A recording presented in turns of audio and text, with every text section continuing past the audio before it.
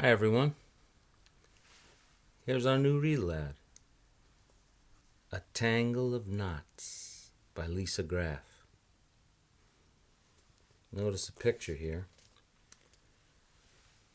A tangle of knots.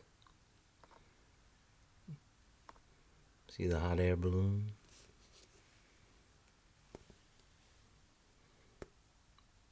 Cakes. And a tangle of knots.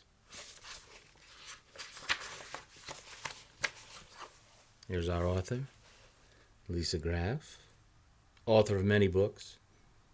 She came to Parsons years ago. And on the back of the book, a simple twist of fate can make the whole world sweeter.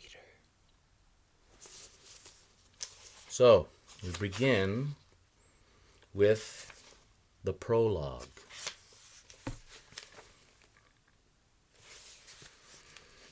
The line for the number 36 bus out of Hattiesburg, Mississippi, was the longest at the station. All sorts of folks were making the long trip north. There were slouchers and starers, a few snoozers. Puckered here and there along the rows were men stretching their limbs, hoping to catch a hint of a breeze. A woman fanned her daughter with a newspaper whose headline read, "Scientists believe extinct Jupiter bird may have been largest flying animal." A toddler munched a cracker, sprinkling sticky crumbs across his mother's chest. No one seemed to have the energy to speak above a grumble. The air was thick. Amidst them all sat a young man, exactly one day past his 18th birthday, perched carefully atop his powder blue suitcase. His new brown suit was stiff with creases, not yet shaped to fit his angles. He tapped his foot on the ground, breathing in the last few moments before he claimed his inheritance. His fate. As soon as he climbed aboard that bus, the young man would be on his way. Next to him, a small girl who had been losing at a game of jacks for several minutes suddenly snatched up all 7 pieces before the ball bounced down, her hand whipping through the air too quickly to follow. "Hey!" cried the girl's competitor, a boy at least 3 years her senior. "No fair! You said you weren't any good at jacks!" The girl grinned a sly little grin. "I'm not good," she replied, tossing the pieces in the air in a whir of jacks and balls and jacks. She caught them expertly. "I'm talented." She pocketed the jacks and held out her hand, where the boy begrudgingly deposited a nickel. The young man watched as the girl scurried across the line to her mother, who was leafing through a magazine. When the girl proudly produced her nickel, her mother scolded, "Not again, Susan!" But she only tissed at her daughter, flipped the coin in the air. The young man couldn't help but grin at the scene. A talent is only rewarding if you wield it well. That's what his mother had always told him. It seemed to him that this little girl was a master wielder.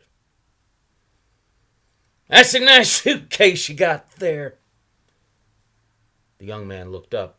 Standing before him was a man in a gray suit. He might have been 40, he might have been older, and he was, quite easily, the largest man in the bus station, his enormous frame threatening even the brick support posts for sturdiest structure. "Sorry," the young man replied. "Your suitcase. It's a choice model. Top of the line." Instinctively, the young man grasped the sides of the suitcase just a little tighter. It was a very old suitcase, but sturdy and well-loved, boxy and large as a small child, with worn corners and 3 small dimples near the clasp. Across the top, a cursive scrawl of silver thread spelled out the brand, St. Anthony's. Hidden inside the lining was a single slip of paper, that constituted the bulk of the young man's inheritance. The young man cleared his throat. He's just a friendly traveler, he told himself. He's making conversation. Thanks, he replied.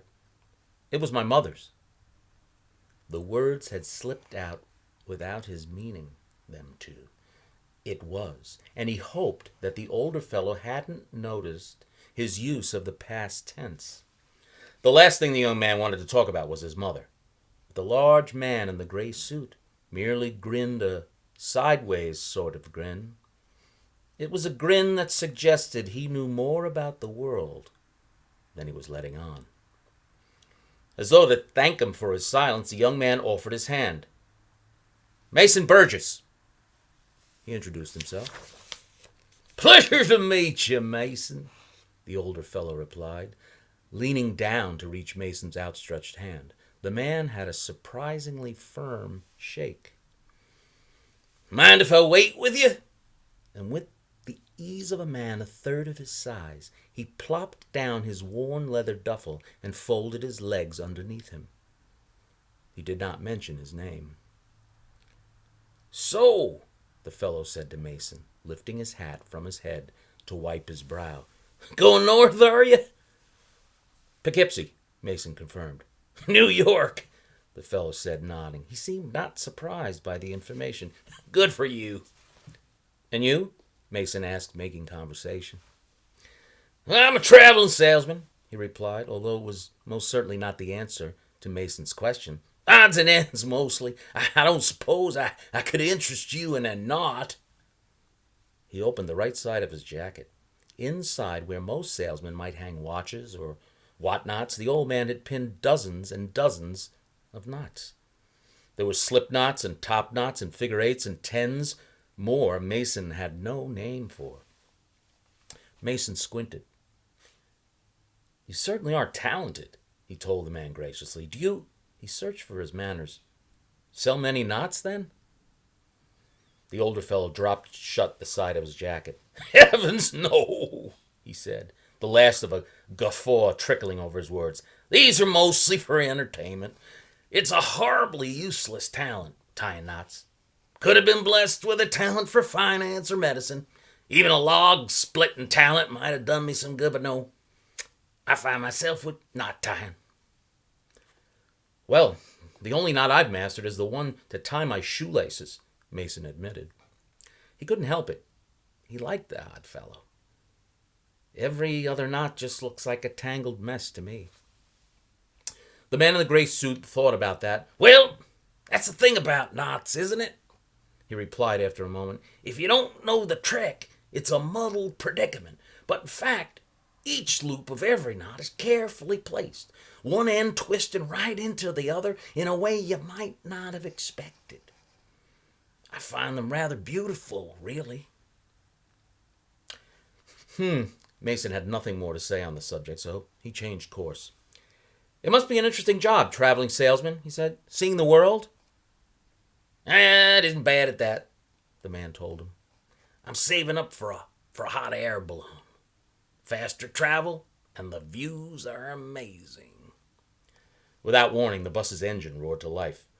Number 36 to Philadelphia, the bus driver bellowed. Transfer to points north. Mason rose to his feet. Now you just remember, the man in the gray suit told Mason, as though they were continuing a previous conversation. Keep an eye on that suitcase of yours. Of course I will, Mason snapped, picking the suitcase up by the handle. It weighed less than a loaf of bread. Mason shook his head. I don't need another father. That's what he had begun to say. I'll be careful, he told the man. Are you traveling all the way to Philadelphia? Perhaps we might sit next to each other. The man's gaze was still fixed on Mason's suitcase. I had one once, he said. A St. Anthony suitcase. Did you know there were only 3 dozen ever crafted? Shut down production after that. He returned his hat to his head and bent to scoop up his duffel bag. I let it out of my sight, if you could believe such a thing. Let go of that suitcase for 1 minute and... He suddenly seemed to notice the line was pressing them forward and shook his head as he and Mason inched closer to the bus. "Just be sure to keep an eye on it, young man. The St. Anthony's brand, they have a tendency to redistribute themselves." Mason looked down to discover he was clutching his suitcase close to his chest like a baby with a rag doll. Ridiculous. He lowered his arms, turning from the man in the gray suit just long enough to close the gap in the line.